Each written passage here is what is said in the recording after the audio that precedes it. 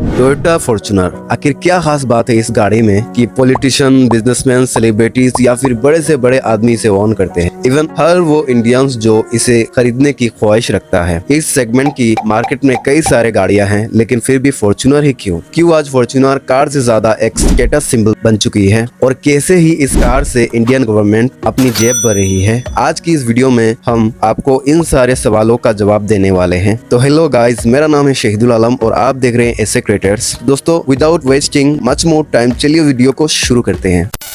दोस्तों, साल था 2009 जब टोयोटा ने पहली बार फॉर्च्यूनर को इंडिया में लॉन्च किया था। उस समय इसकी प्राइस करीब 20 लाख हुआ करती थी, जो आज के समय बढ़कर 50 लाख को भी पार कर चुकी है। यानी सिर्फ 14 साल की इंटरवल में ही 2.5 गुना ज्यादा बढ़ चुका है। जबकि महिंद्रा की स्कॉर्पियो, जो कि इंडिया की one of the most popular car में से एक है, उसकी प्राइस इस टाइम डबल भी नहीं हुई है। वैसे हम इंडियंस महंगाई का अंदाजा पेट्रोल से लगाते हैं, लेकिन फॉर्च्यूनर की प्राइस पेट्रोल को भी बीट करती नजर आ रही है। अगस्त 2009 में पेट्रोल की प्राइस 45 रुपीज हुआ करती थी, जो आज बढ़कर 100 रुपए है। मतलब इसने भी इतना जम नहीं लगाया जितना कि फॉर्च्यूनर ने लगाया। तो आखिर फॉर्च्यूनर में ऐसा क्या खास बात है जो इंडिया जैसी प्राइस सेंसिटिव मार्केट में भी ये कार लोगों के लिए एक सपने जैसा है, जबकि इसमें ना तो ज्यादा कुछ एडवांस फीचर्स हैं और एक्सपर्ट भी इसे ओवर प्राइस कंसिडर करते हैं। तो दोस्तों, इस सवाल की जवाब को जानने के लिए टोयोटा फॉर्च्यूनर की हिस्टोरी को जानना पड़ेगा।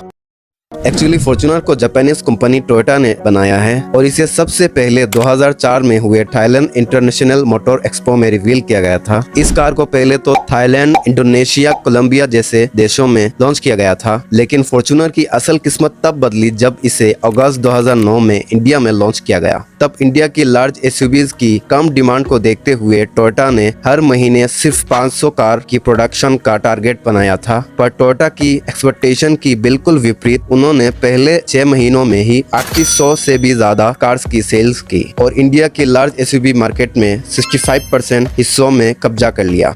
आज की बात करें तो टोयोटा फॉर्च्यूनर की मार्केट शेयर 86% से भी ज्यादा है और इस सेगमेंट की कोई भी दूसरी कार फॉर्च्यूनर को टक्कर नहीं दे पा रही। फॉर्च्यूनर ने इंडिया मार्केट में आते ही ऐसी सनसनी मचा दी थी कि एक समय इसकी बुकिंग को भी रोकना पड़ा था। मित्सुबिशी पजेरो और फोर्ड एंडेवर, जो उस समय इस सेगमेंट को डोमिनेट करते थे, उनकी सेल्स काफी तेजी से डाउन होने लगी और आज वो हर महीने 100 कार्स बेचने में भी स्ट्रगल कर रहे हैं। वही दूसरी तरफ फॉर्च्यूनर हर महीने 2000 से 3000 सेल्स हो रही है और ये नंबर साल दर साल बढ़ती ही जा रही है। दोस्तों, टोयोटा के लक्ष्य एक ऐसी कार बनाना था जो रिलायबल हो और डेवलप कंट्रीज की खराब रोड कंडीशन की बावजूद ड्यूरेबिलिटी और कंफर्ट में टॉप क्लास हो। फॉर्च्यूनर में हमें ये सब खूबियां बखूबी देखने को मिलता है, पर फॉर्च्यूनर की सक्सेस के पीछे सबसे बड़ा सीक्रेट छुपा हुआ था इसके इंजन परफॉर्मेंस में। कंपनी ने इंडिया में इसका जो पहला वेरिएंट लॉन्च किया था, उसमें 3 लीटर का टर्बो डीजल इंजन था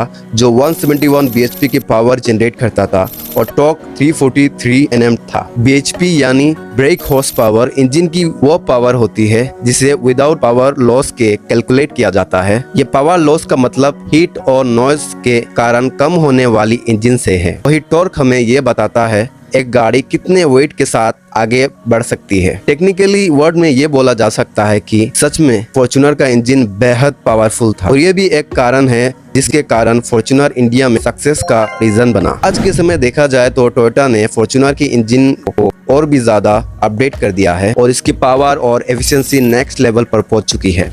फॉर्च्यूनर की पॉपुलैरिटी का दूसरा मेन रीजन है इसका लुक्स और ऑन रोड प्रेजेंस। जब भी आप किसी को फॉर्च्यूनर में बैठा हुआ देखते हैं, तब उस इंसान के प्रति आपके मन में ऑटोमेटिकली रिस्पेक्ट क्रिएट हो जाती है, क्योंकि आपको लगता है कि उस इंसान की कोई ना कोई पॉलिटिशियन कनेक्शन जरूर होगा। फॉर्च्यूनर की मस्कुलर लुक्स इसके पावर और डोमिनेंस को भी बखूबी दिखाती है। आप यकीन नहीं करोगे, भारत में इस कार की प्राइस किसी भी दूसरे देश की कंपैरिजन में 10 लाख से 15 लाख रुपए ज्यादा है, लेकिन फिर भी इंडिया की लोगों को इससे कोई फर्क नहीं पड़ता और ज्यादातर लोग इसे खरीदना पसंद करते हैं। दोस्तों, इस माइंडसेट के पीछे पीछे का सबसे बड़ा रीजन है ह्यूमन बेसिक नेचर का। हर इंसान अपने लाइफ में सक्सेस अचीव करना चाहता है। एक बार वो जब सफल हो जाता है तब वो अपनी सक्सेस और पावर का लोगों के सामने शो ऑफ करना चाहता है, क्योंकि अल्टीमेटली तभी दूसरे लोग उसकी रेस्पेक्ट करेंगे और उसका सोशल स्टेटस हाई होगा। आप इसे आईफोन के एग्जाम्पल से समझ सकते हैं, जिसे इंडिया में एक स्मार्टफोन नहीं बल्कि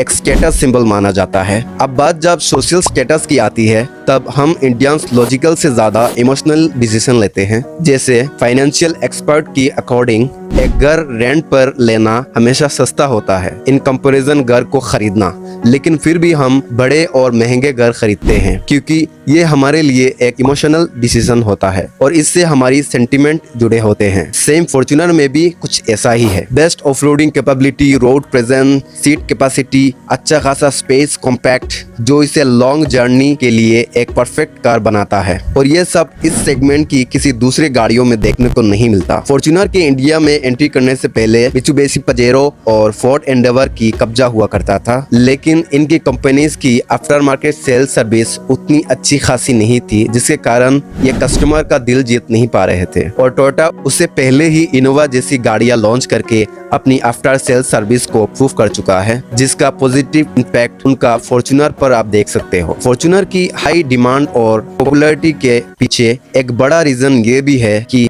कार की सेकेंड हैंड मार्केट में भी एक अच्छा खासा वैल्यू है। अगर हम BMW की बात करें तो उसका सेकेंड हैंड मार्केट में वैल्यू होता है ओरिजिनल से 30%, लेकिन फॉर्च्यूनर की केस में ये 70% तक है, जो कि इसे एक बेस्ट डील बनाता है। लेकिन अब सवाल ये उठता है, क्या ये सभी रीजन फॉर्च्यूनर के लगातार बढ़ते प्राइस को जस्टिफाई करते हैं? क्योंकि आज के टाइम फॉर्च्यूनर का प्राइस 50 लाख से भी ऊपर जा चुका है। एक्चुअली जब भी किसी कंपनी का एक प्रोडक्ट उसके लिए हाई मार्जिन और ब्रांड वैल्यू लाता है तो अल्टीमेटली कंपनी दूसरे प्रोडक्ट को छोड़ इस पे ज्यादा फोकस और रिसर्च एंड डेवलपमेंट करते हैं। अब ये सब करने से टोयोटा की रिसोर्स से ज्यादा खर्च हो रहे हैं, इसलिए कार की प्राइस को भी इंक्रीज कर दिया जा रहा है। फॉर्च्यूनर के प्राइस बढ़ने का एक बड़ा रीजन ये भी था कोरोना, जिसने ग्लोबल लेवल पर सप्लाई चेन्स को एक अच्छा खासा नुकसान दिया और इसके कारण सभी कंपनीज ने कार्स की प्राइस को इंक्रीज कर दिया,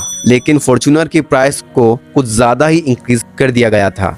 एक्चुअली टोयोटा ये जान चुकी थी कि फॉर्च्यूनर इंडियन कस्टमर के लिए पैसे की बात से ऊपर उठ चुकी है। अब वो नोट पर नहीं बल्कि इमोशन पर बिकती है। और अगर आप ये सोच रहे हैं कि फॉर्च्यूनर की सेल्स से सबसे ज्यादा पैसा जापान की कंपनी टोयोटा कमा रही है तो ये फिर आपकी सबसे बड़ी भूल है। भारत में बिकने वाली हर फॉर्च्यूनर से सबसे ज्यादा कमाती है खुद भारत सरकार। फॉर्च्यूनर एक लग्जरी प्रोडक्ट होने की वजह से इसको 28% जीएसटी के स्लैब में रखा गया है, जो कि भारत में जीएसटी का हाई स्लैब होता है। इस तरह 50 लाख की फॉर्च्यूनर पर 14 लाख तो सिर्फ जीएसटी देना पड़ता है। इसके बाद registration, green cess, insurance, traction control system, extended warranty, नाम पर भी अच्छा खासा पैसा वसूला जाता है। अगर इन सब को जोड़ लिया जाए तो एक फॉर्च्यूनर से भारत सरकार 18 लाख से भी ज्यादा कमाई करती है, जबकि 50 लाख की कार को बेचने के बाद डीलर को 1 लाख से 1.5 लाख की ही प्रॉफिट होती है और टोयोटा कंपनी की भी जेब में एक लिमिटेड अमाउंट पहुंचती है। उम्मीद है फॉर्च्यूनर इतना महंगा क्यों है ये बात आपकी समझ में आ गई होगी। दोस्तों वीडियो अच्छी लगी हो तो लाइक करना और अगर आप हमारे चैनल पे नए हो तो चैनल को सब्सक्राइब करना। मिलते हैं अगली वीडियो में, तब तक के लिए टेक केयर।